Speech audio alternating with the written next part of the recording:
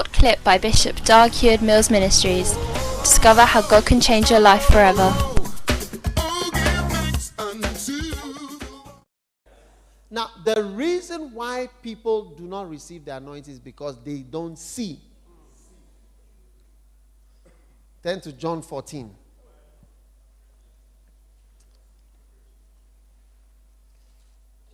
Now, I don't hope you didn't come for a good Bible teaching.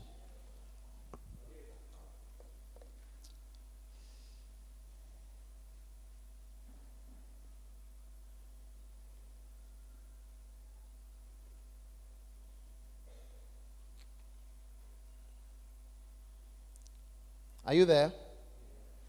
How many want the anointing? I'm talking about anointed men.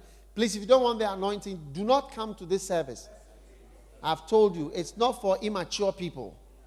And it's not for people who are just interested in playing games in the church for a long time. It's for people who are looking for something.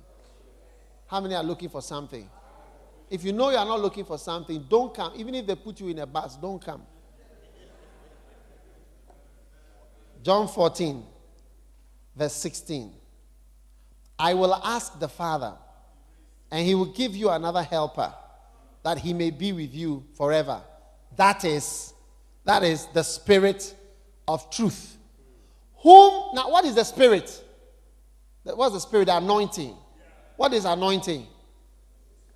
Anointing is the Spirit. Okay? Anointing is the Spirit. All right? Now, what does the Bible say in verse 17? Whom the world cannot receive. They cannot receive anointing. Why? Why can the world not receive anointing? Because it does not see him or know him. Or the King James says, God, it seeth him not, neither knoweth him. And that's why the world cannot receive. They can't receive. Because they can't see the Spirit. They see the money. They see the cars. They see the height and say, oh, the man is tall. They see the man is handsome. Or the man is ugly. But they don't see the Spirit. Whom the world cannot receive, because it seeth him not, neither knoweth him. So when you see somebody, instead of seeing the anointing, you are seeing different things. I read a book once about John Wesley. Instead of the people to see that there was a certain anointing and grace, they were rather seeing that he likes girls. And when you read the book, it's an unfortunate impression that you get from the author. Others have different kind of opinion. You see, and that is why people never receive the Spirit. It says, and my Father will send you a helper. Now, what is that helper? Everybody who does something with God has a supernatural and invisible helper. You see, one day I was preaching,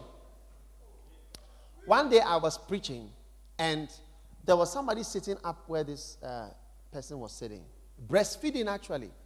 And suddenly, her eyes opened, and she saw an angel there. And during that service, I was saying, I see the Lord blessing you. See God giving you an anointing. And as I was saying these words, the angel would throw a parcel into the congregation.